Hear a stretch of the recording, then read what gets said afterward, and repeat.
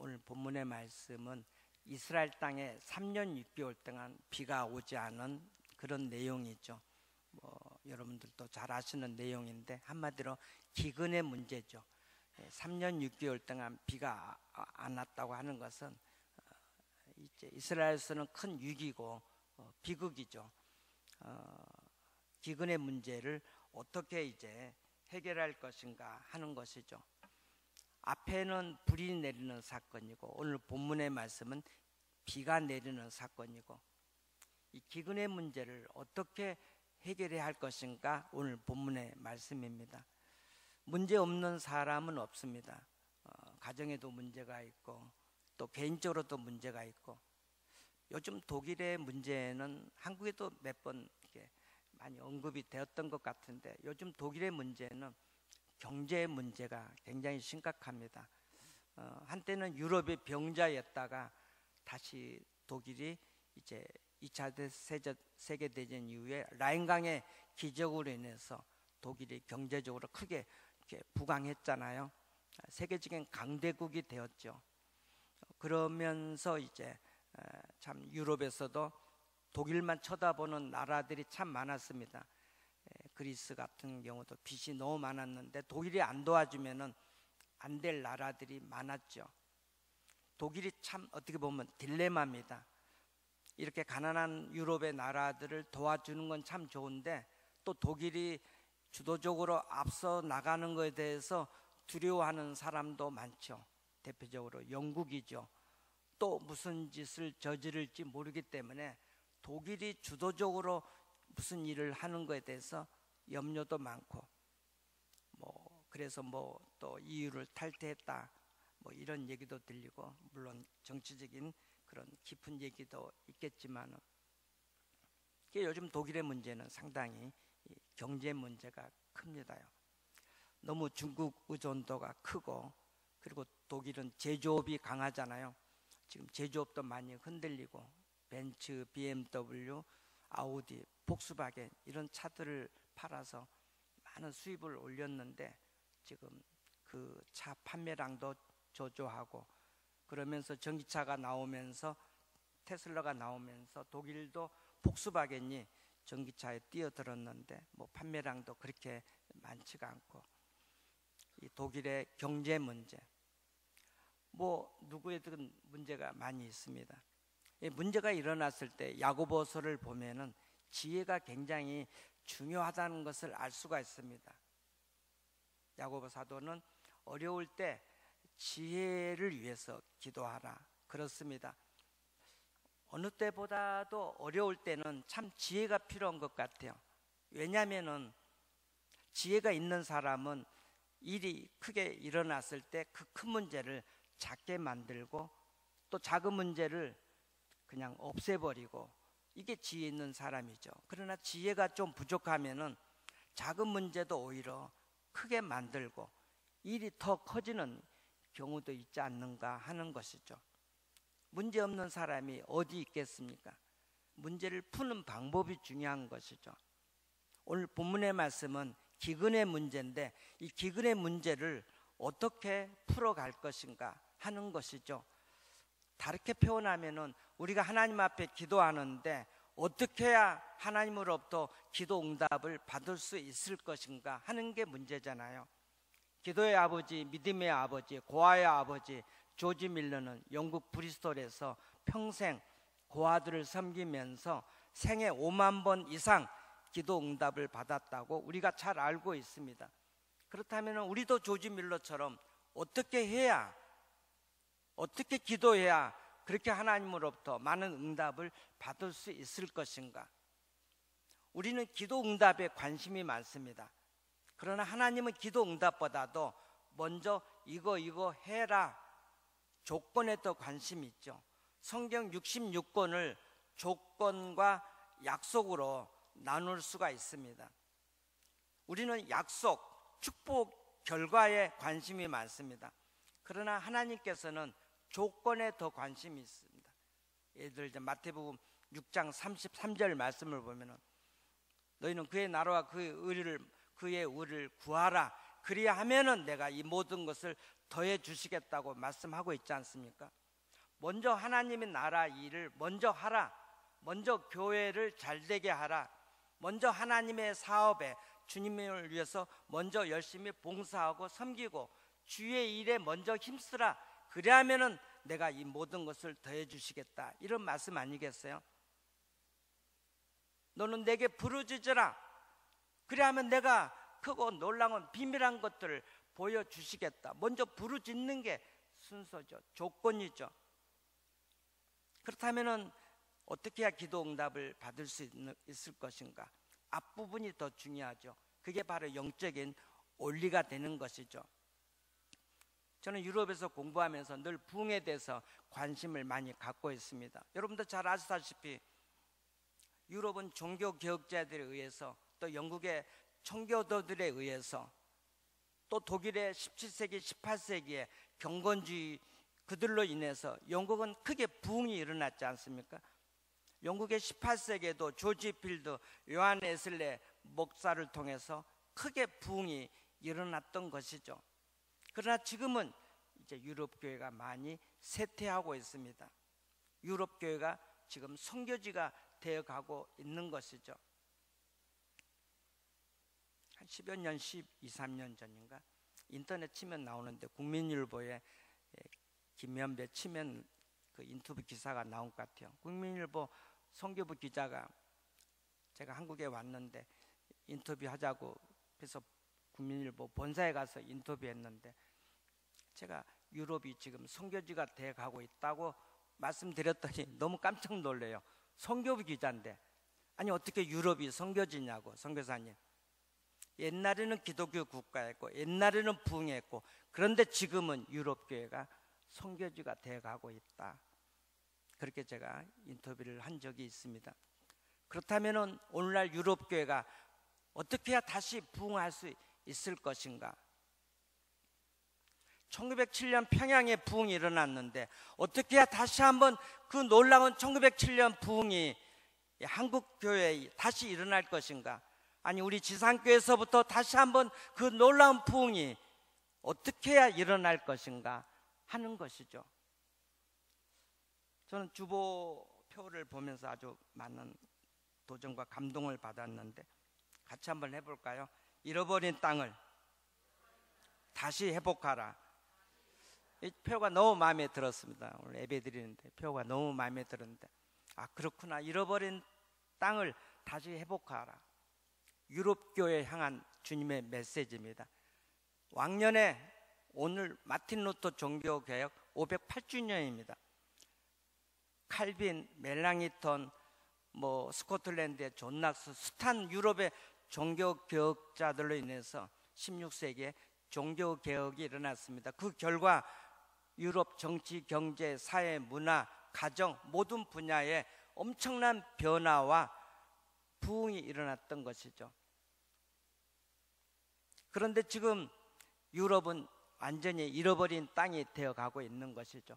유럽교회가 다시 잃어버린 그 옛날 종교개혁자들의 영성을 다시 회복해야 되고 그 종교개혁자들이 500년 전에 붙잡았던 오직 성경, 오직 믿음, 오직 은혜, 오직 그리스도, 오직 하나님께 영광을 이 신앙, 이 신학, 이 영성을 오늘 유럽교회가 다시 회복해야 된다는 것이죠.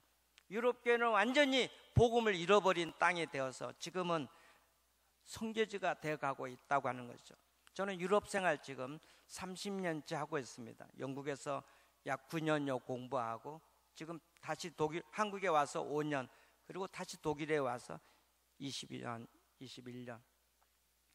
30년 유럽에서 공부하면서 선교 사역하면서 보고 느끼는 것은 유럽은 옛날 선조들이 그렇게 지켰던 그 믿음 지금 다 잃어버리고 있는 것입니다. 지금 전 세계 대륙에서 가장 부흥이 일어나지 않는 대륙이 영국입니다. 지금 브라질도 엄청난 부흥이 일어나고 인도, 중국 어마어마한 부흥이 일어나고 있고요. 유독 유럽만 지금 부흥이 일어나지 않고 있습니다. 물론 유럽 교회도 부흥이 일어나는 교회가 있습니다. 없는 게 전혀 아닙니다. 그러나 그 수는 매우 미비하기 때문에 전체적으로는 침체하고 있는 것입니다. 우리 지상교회 표 잃어버린 땅을 다시 회복하자고 하는데, 그러면 어떻게 하면 잃어버린 땅을 다시 회복할 수 있는가? 어떻게 하면 기근의 문제를 해결할 수 있을까? 어떻게 하면 기도 응답을 받을 수 있을까? 어떻게 하면 다시 한번 하늘문을 여시고 하나님께서 이 땅에 교회의 부흥을 다시 허락하실까 하는 것이죠. 그 영적인 원리를 저는 오늘 본문 말씀을 통해서 한 4가지로 살펴보고자 합니다. 첫 번째 영적인 원리는 회개입니다. 회개. 17절 말씀 보면, 열왕기상 18장 17절 말씀 보면은 엘리야를 볼 때 아합이 그에게 이르되 이스라엘을 괴롭게 하는 자여 너냐, 이렇게 말씀하고 있습니다. 북이스라엘 아합 왕은 엘리야를 만날 때 엘리야가 이 가뭄의 원인이 된다는 거죠. 너 때문이라고 하는 것이죠.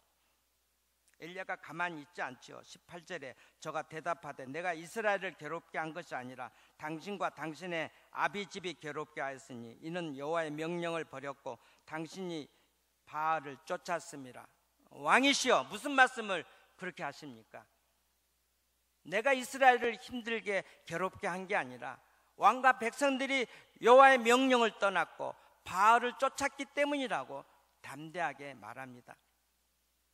그러면서 오늘 본문 말씀 40절에 엘리야가 그들에게 이르되 바알의 선지자를 잡되 그들 중 하나도 도망하지 못하게 하라 하매 곧 잡은지라. 엘리야가 그들을 기손신으로 내려다가 거기서 죽이니라.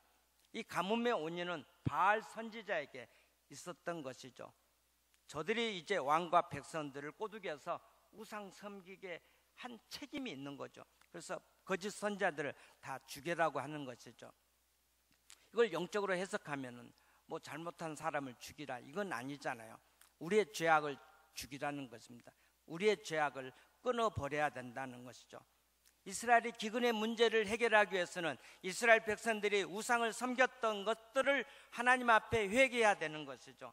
오늘 우리가 다시 한번 하나님의 응답을 받기를 원한다면은 우리 안에 있는 죄를 회개하고 하나님 앞에 나아가야 된다는 것이죠. 청교도 존 오웬 목사님은 성도들에게 내 안에 죄 죽이기에 대해서 늘 그렇게 말씀을 하셨습니다. 그렇습니다. 내 안에 있는 죄를 내가 죽이지 않으면 그 죄가 나를 넘어뜨릴 수도 있다고 하는 것입니다. 시편 66편 18절에 내가 내 마음에 죄악을 품면은 주께서 듣지 아니하시니라. 아멘.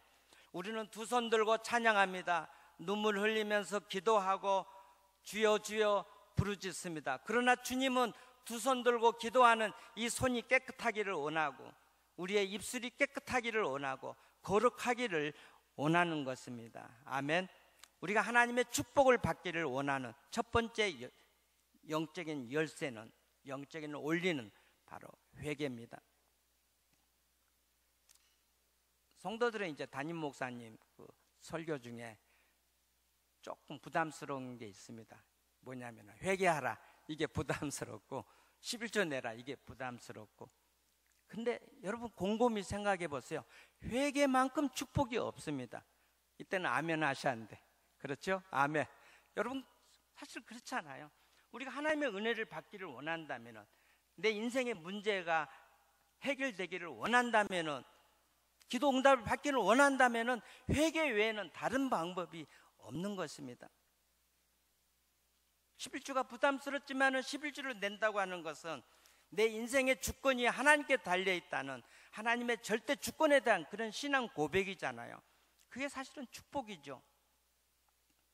저와 여러분들이 다시 한번 하나님의 은혜를 받기를 원한다면, 부흥을 원한다면, 기근의 문제가 해결되기를 원한다면, 잃어버린 땅을 다시 회복하기를 원한다면, 지상교회와 이 광주 복음화와 그리고 한국교회에, 더 나아가서 북한 백성들의 그 복음화와 1907년 내렸던 1907년의 그 부흥을 다시 한번 우리가 맛보기를 원한다면 저와 여러분들은 다시 한번 하나님 앞에 회개해야 될 줄로 믿습니다.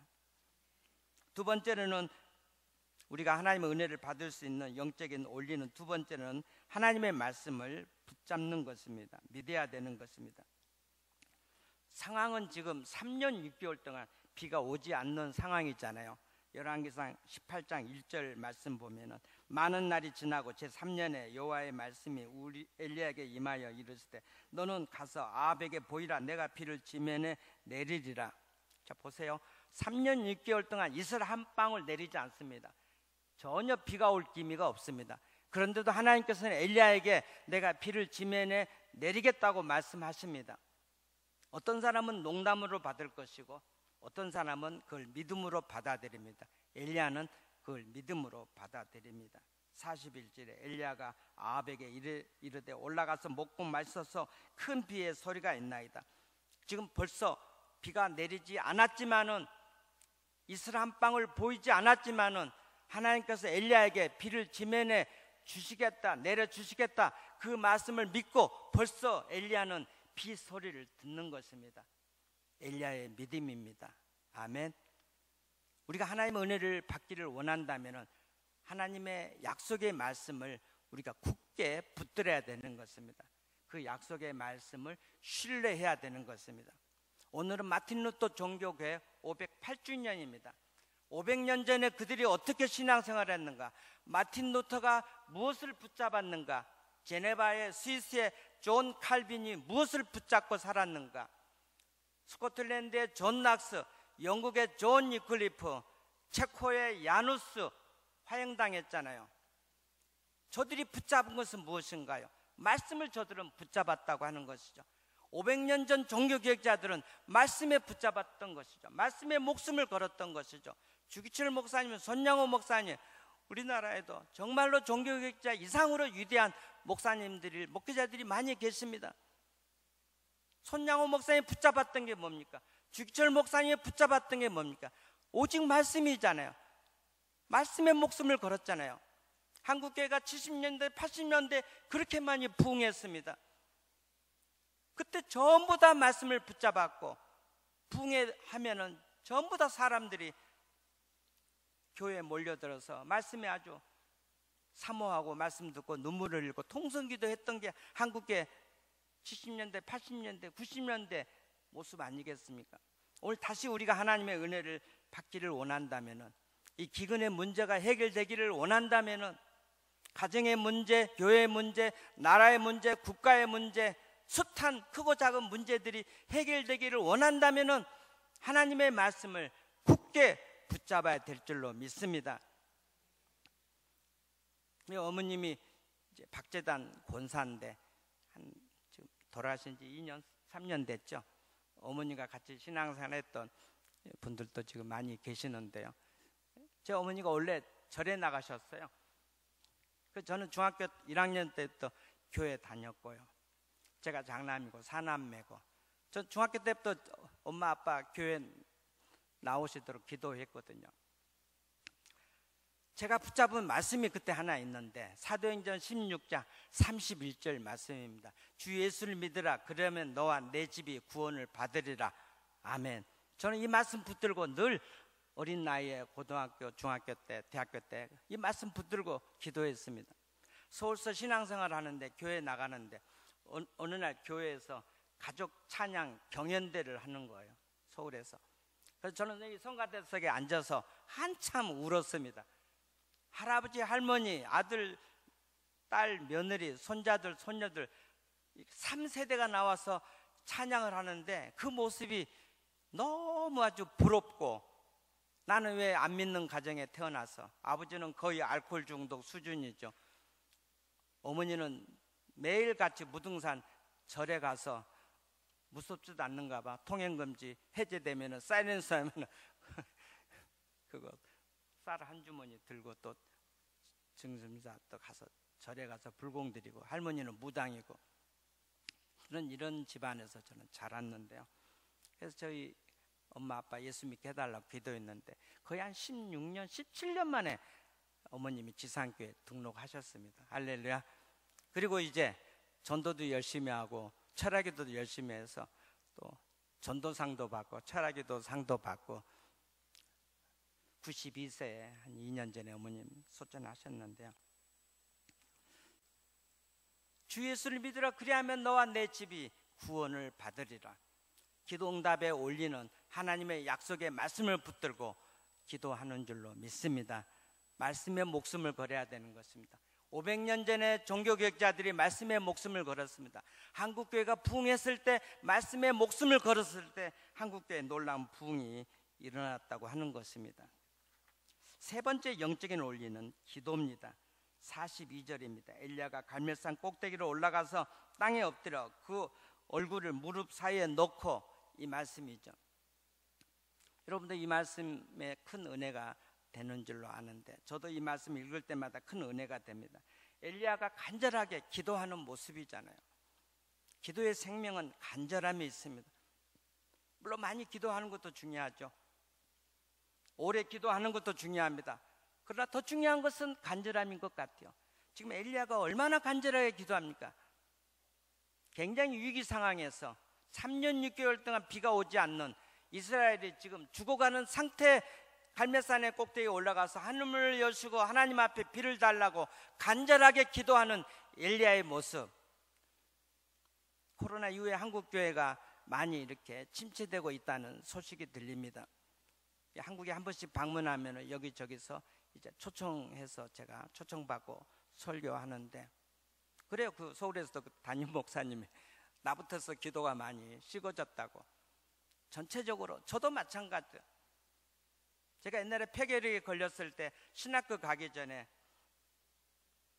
폐결핵에 걸렸을 때 여기 지하실에 와서 그렇게 많이 기도했고, 그때 저는 기도를 참 많이 했던 것 같아요. 지금은 그렇게 많이 기도를 못하는데, 신학교 가기 전에 청년 때 그때 기도를 많이 했던 것 같아요.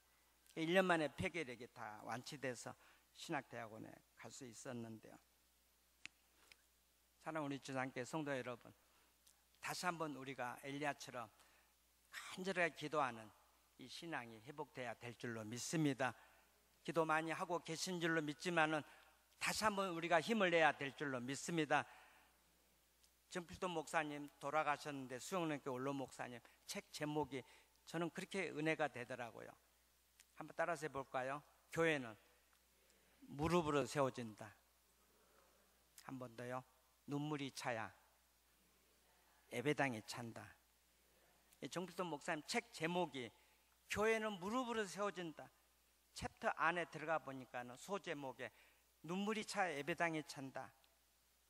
비어있는 자리가 있는데 이 자리가 꽉 차려면은 오늘 우리의 눈물이 필요한 줄로 믿습니다. 저는 베를린에서 이제 독일 통일을 공부하면서 한반도의 통일을 위해서 우리 청년들과 같이 기도하고 있는데, 어떻게 해야 한반도에 다시 한번 통일을 이룰 수 있는가? 우리의 눈물이 아직 안 찬 것 같아요. 우리가 준비가 안 된 것 같아요. 우리 눈물이 찰 때 통일을 하나님께서 선물로 주실 줄로 믿습니다. 1990년 10월 3일 독일은 지은 죄도 많고 얼마나 많은 죄를 지었습니까? 그러나 하나님의 기적으로, 하나님의 은혜로 독일 통일을 이루었던 것처럼, 국회의사당에서 통일의 촛불을 쏘아 올렸던 것처럼 우리의 눈물이 찰 때 하나님께서 한반도에 놀라운 통일을 허락해 주실 줄로 믿습니다. 왜요? 북한 백성들도 구원해야 되고요. 더 나아가서 통일 한국을 위해서 마지막 시대에 하나님께서 세계 선교를 우리 민족을 통해서 이루어 가실 줄로 믿습니다. 그렇습니다. 다시 한번 우리들에게 기도가 필요한 것입니다. 유럽 교회가 지금 많이 쇠퇴하고 있습니다. 독일 대학생들의 문제, 200년 전만 해도 독일 대학생들이 은혜 받고 선교사로 헌신했고, 영국의 캠브리지 7인이라고 유명하지 않습니까? 캠브리지 출신들 7명이 장래 보장된 직장 다 포기하고 중국 선교사로 갔지 않습니까? 그게 캠브리지 7인입니다. 저 영국의 스코틀랜드 센트 앤드류 또 7인이 있습니다. 토마스 찰모 교수님과 학생들, 그들도 인도로 또 선교사로 떠났던 것이죠. 200년 전만 해도 영국 대학생들, 독일 대학생들이 캠퍼스에서 은혜 받고 회심하고 전부 다 선교사로 헌신했는데, 오늘 독일 대학생들은 어떠한가? 물론 다 그렇지는 않지만은 오늘 독일 대학생들은 성 문제에 너무 많이 빠져 있습니다. 어떻게 보면 성 중독자 같이, 다 그렇지는 않겠지만은 성 중독이 심각하고요. 독일 대학생들 마약이 심각합니다. 물론 마약 전부 다 이렇게 합법적으로 한 건 아니지만은 일부 마약을 작년 4월에 독일이 합법화했습니다. 논란도 많이 있는데 그만큼 독일 대학생들이 지금 마약을 많이 하고 있다는 것입니다. 동성애 문제도 지금 심각하고 있습니다. 200년 전 대학생들하고 다릅니다. 지금 선교 헌신한 사람이 거의 없습니다. 그 소식이 들리지 않습니다. 다시 한번 독일을 위해서 기도해 주시고 유럽 교회를 위해서 기도해 주시고 한국 교회도 코로나 이후에 많이 침체하고 있다는 소식이 들리고 있습니다. 다시 한번 저와 여러분들이 힘을 내서 기도해야 될 줄로 믿습니다. 그 옛날 뜨거웠던 그 기도, 엘리엘이 라마 사막다니 나의 하나님 어찌하여 나를 버리셨나이까. 우리가 처음 주님 만났을 때 그렇게 눈물 콧물 다 쏟아가면서 두 손 들고 찬양하고 두 손 들고 한없이 기도했던 옛날 그 기도가 있지 않습니까? 그래서 수많은 선교사들을 한국교회가 파송하고 교회가 부흥했던 적이 한국교회 70년 80년대 아니겠습니까? 금요일 철학기도 끝나면 전국의 산마다 산기도가 울려 퍼지고 밤새 산에서 기도하고, 그러나 오늘 그렇게 기도하는 모습을 찾아보기 힘들다고 합니다. 오늘 지상교회에서부터 다시 한번 기도가 회복돼야 될 줄로 믿습니다.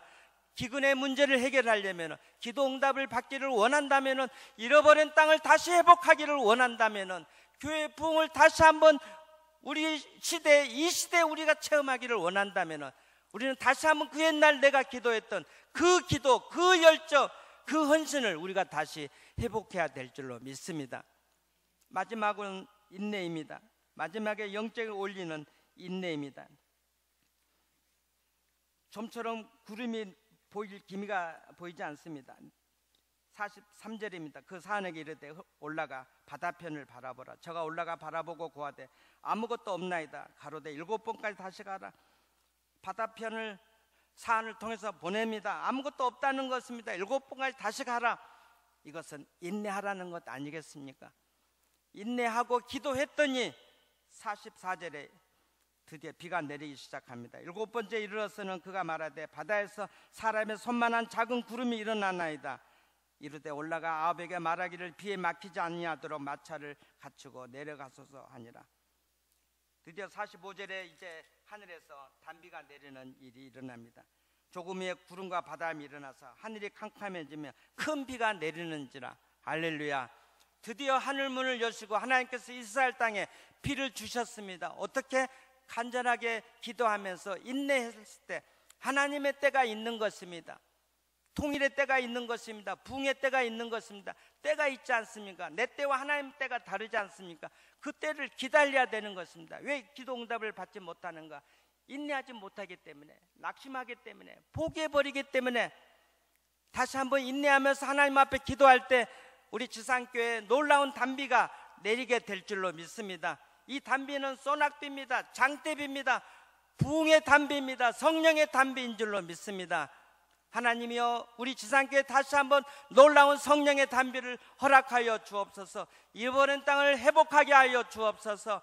회개하게 하여 주옵소서. 하나님의 약속의 말씀을 붙들게 하여 주옵소서. 다시 한번 우리의 기도가 회복되게 하여 주옵소서. 낙심하지 말고 소망의 하나님께 우리의 소망을 두고, 전능하신 하나님께 소망을 두고 인내하면서 기도할 때 하늘문을 여시고 하나님께서 우리 지상교회 놀라운 소낙비, 단비, 부흥의 단비를 허락해 주실 줄로 믿습니다.